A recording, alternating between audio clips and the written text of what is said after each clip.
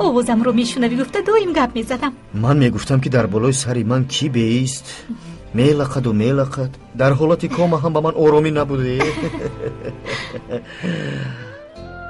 ایجه شوخی رامان ما شاید سخنت را نشنیدم ولی بویت را حس میکردم. نمیدونم این در حالت کام امکان دارد ولی قسم میخورم که بویت همیشه در دماغم بود. سخت ترسیدم میدونی. اکنون نترس. بین من حالا با تویم. گذشت.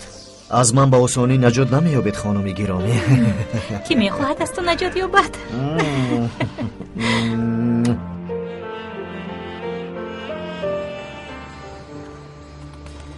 اگر چیچه کمی خیل رفتار کردن گیرد مرد میفهمد. از نقش بازیدن من هم قریب که دیوانه میشوم. اصلا دخترم حق است. در اصل حالا کمال باید در نزد من به زانو زند و برای چنین لحظه های پرزهری حیاتمان هزارها بار عذر پرسد. اما نه، من آنگونه رفتار میکنم که گویا چیزی نشده باشد. خدایا به من صبر عطا کن. من دیگر کودک نیستم. چرا با من چیزی را نمیفهمونید؟ من حتی میدونم که دیگر با مادرم در یک حجره خواب نمیروید. همه آنچه که در بیمارخانه شنیدم درست است. از مادرم جدا میشوید. چیچک دخترم، تو میگویی که کودک نیستم ولی کودک وار رفتار میکنی. چیچک با من نگاه کن. ما چی مصلحت کردیم؟ اکاد بر میگردد کمی بهتر میشود. سپس با شما علاهیده صحبت میکنم و حقیقت را میفهمانم. همین خیل مصلحت نکرده بودیم مگر؟ چه جایی مصلحت است پدر؟ همش دروغ است. نیت شما این است که مدت گذرد و غضبم فرو نشیند، ولی خطا میکنید. شما را اصلا نمیبخشم پدر، اصلا.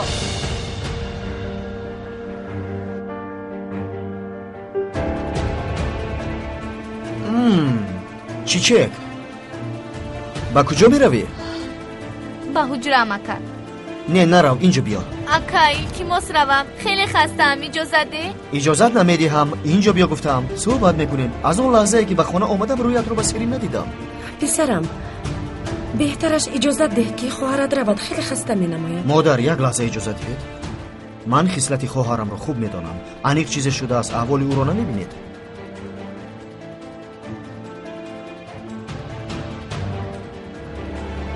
خواهر جان با تو چی شد؟ اینجا بیا عزیزکم.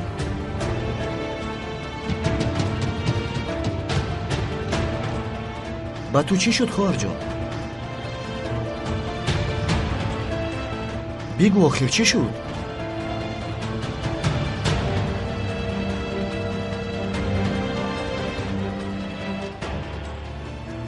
گپ زن. چرا گریه میکنی؟ اکا اینها با تو دروغ میگوید. چیچک دخترم. پدر یک لحظه خواهش میکنم.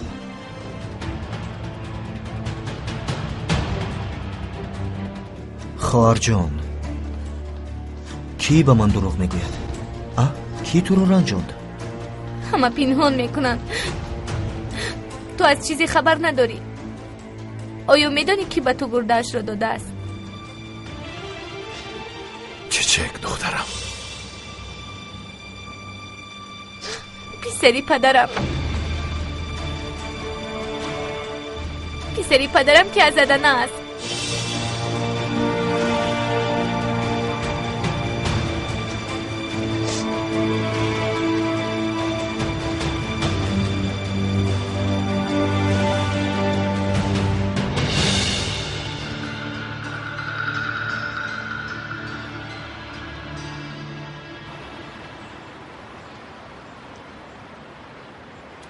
اینها را بین دوستان. فش فش کرده با آواز پس باز غیبت میکنند. دهان اینها را بسته نمیشود. باور کن. غیبت کردن گیرند با. به زودی دیگر غیبت کردن نمیتوانند. جنابی کمال وظیفه‌اش را اجرا میکند و ما دیگر از چیزی شرم نمیداریم. به استانبول میرایدم؟ خاله نیلگون اویلادار میشود. بله. ما حالا جنابی کمال را انتظاریم. از زنش جدا شود، با مادر و فرزندانش خیر و خوش کند، بعد همراهی ما زندگی میکند. یعنی حیاتتون کلا تغییر مییابد دوستان؟ چی تنها ثروتمندان خوش و خرسندانه زندگی میکنند؟ اکنون نوبتی ما. آخر من گرده‌ام را دادم. این شوخی نیست.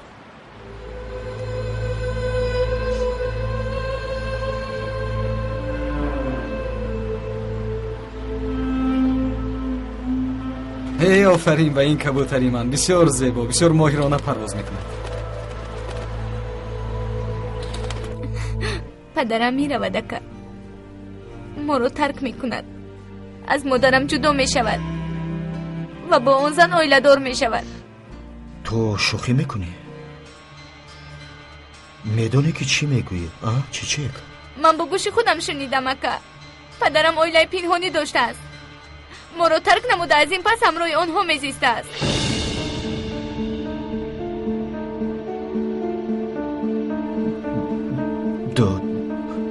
درستان این گفته ها؟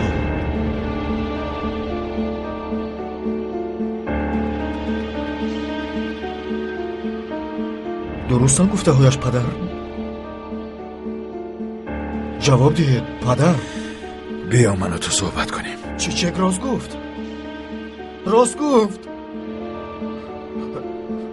مادر، من برای مستحکمی اویله همه کارو میکنم.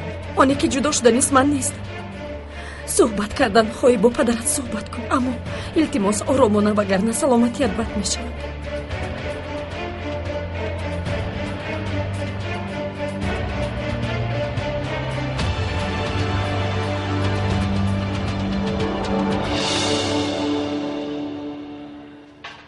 بله، نمایش تئاتر به آخر رسید. پرده محکم شد و اکنون نوبت حقیقت فرا رسید. تو چی ها میگویی دخترم؟ تئاتر، سیر، حقیقت.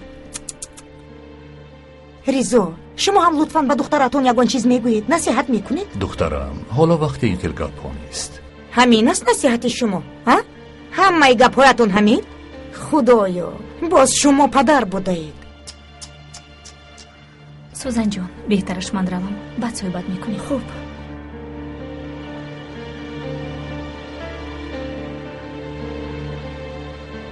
اویله دیگر رو چی فهمم؟ یگان کس میتواند به من فهماند اویله دیگر چه منو دارد؟ پسرم، التماس کمی آرام شو، تو نواز بیمارخانه برمانی. کاش که از آن میزی جراحی دیگر هرگز بر نمیخستم. کاش که در آنجا میمردم. مرد، در چه حالتی که قرار نداشته باشم این گپ رو دیگر از تو نشنوم.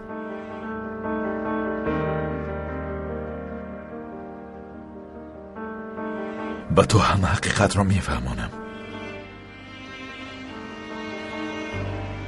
مرد، پسرم یک لحظه مرا گوش کن. چه خیلی جرأت کردید پدر. چطور با ما چنین رفتار کردید؟ هم بچه‌ای که در بیمارخانه بود پسر شماست؟ من او را با آغوشم کشیدم. من صورت گرفتم. پدر،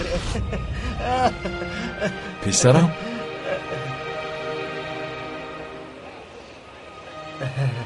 سلام علیکم. نامی من مرد. من قادر. حسرت. من دونورت، یعنی گردم رو به تو دادم. همیشه سلامت باش دوستم.